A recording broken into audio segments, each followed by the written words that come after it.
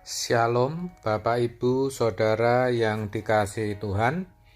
Seri pengajaran hari ini, Jumat 9 Juli 2021, berjudul Barang Kudus, Anjing, dan Babi. Dalam Matius 7 ayat 6 dituliskan demikian: Jangan kamu memberikan barang yang kudus kepada anjing, dan jangan kamu melemparkan mutiaramu kepada babi, supaya jangan diinjak-injaknya dengan kakinya, lalu ia berbalik mengoyak kamu. Saudaraku, ayat ini akan lebih jelas kalau kita baca dalam terjemahan sederhana Indonesia. Demikian, janganlah kamu memberi ajaran yang suci kepada orang-orang yang bersifat seperti anjing, karena nanti mereka akan berbalik dan menyerangmu. Dan jangan melemparkan hikmat atau pengalaman rohani kepada orang-orang yang bersifat seperti babi, karena mereka hanya menginjak-injaknya. Barang kudus yang dimaksud dalam ayat ini adalah ajaran, petunjuk, nasihat, atau teguran yang berdasarkan firman Tuhan. Jadi bisa dikatakan sebagai teguran atau nasihat yang bijak, teguran atau nasihat yang benar. Amsal bahkan mengkalimatkan, seperti cincin emas dan hiasan kencana, demikianlah juga teguran orang bijak. Amsal 25 ayat 12. Juga dikatakan laksana pohon kehidupan. Amsal 3 ayat 18. Sedangkan pemazmur berkata, teguran yang bijak adalah seperti minyak. Mazmur 141 ayat 5.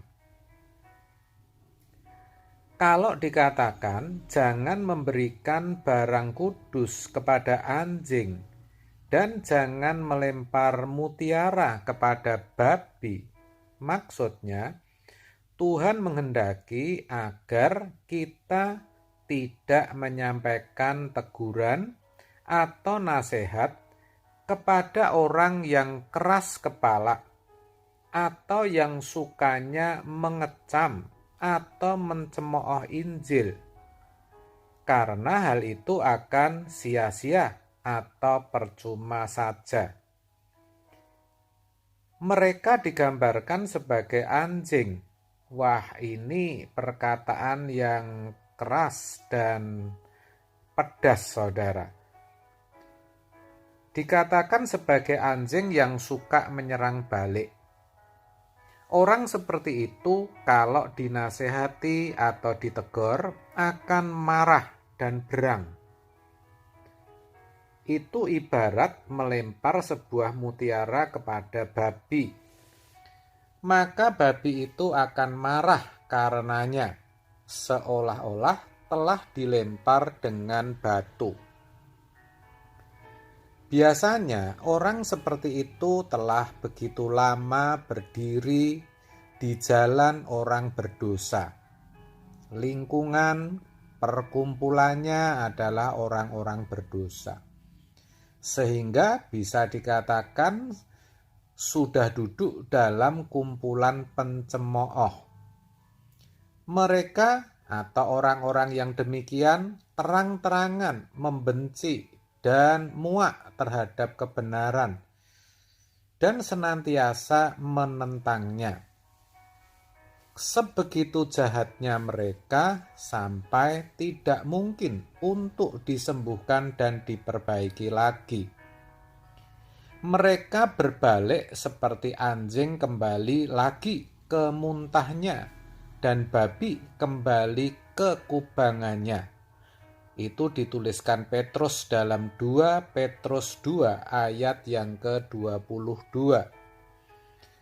Itulah yang sesungguhnya disebut dengan istilah point of no return atau titik tidak bisa balik. Orang-orang yang sudah tidak bisa diubah lagi.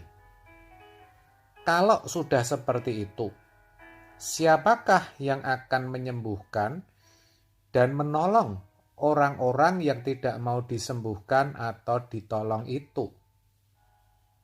Sudah jelaslah bahwa Allah berketetapan untuk membinasakan orang-orang semacam itu. 2 Tawarik 25 ayat 16. Sebenarnya kasihan orang-orang seperti itu. Orang yang membutuhkan pertolongan tapi tidak mau ditolong, dan itu saudara ada di sekitar kita. Saya percaya saudara pasti pernah atau bahkan sering menjumpainya. Alkitab menyebutnya sebagai orang fasik, yaitu tahu kebenaran tapi tidak mengindahkannya, bahkan menolaknya. Orang fasik sangatlah susah untuk dikenali di lingkungan orang percaya, apalagi di gereja. Ya, ada saudara orang-orang Kristen yang demikian.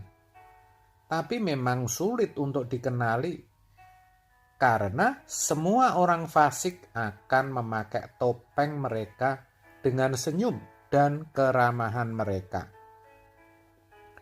Oleh sebab itu, mari kenali diri kita sendiri. Apakah kita termasuk orang fasik atau bukan? Caranya gampang. Coba ingat ketika saudara dinasehati atau ditegur. Apakah saudara tidak suka, marah, berbantah, balik menyerang, membenci orang yang menegur atau menasehati saudara? Ataukah dengan rendah hati mendengarkan, memperhatikan, lalu menerimanya? Tidak ada yang tahu saudara, kecuali saudara sendiri dan Tuhan. Oleh sebab itu, kiranya kebenaran hari ini mencerahkan dan mempertobatkan kita semua. Amin.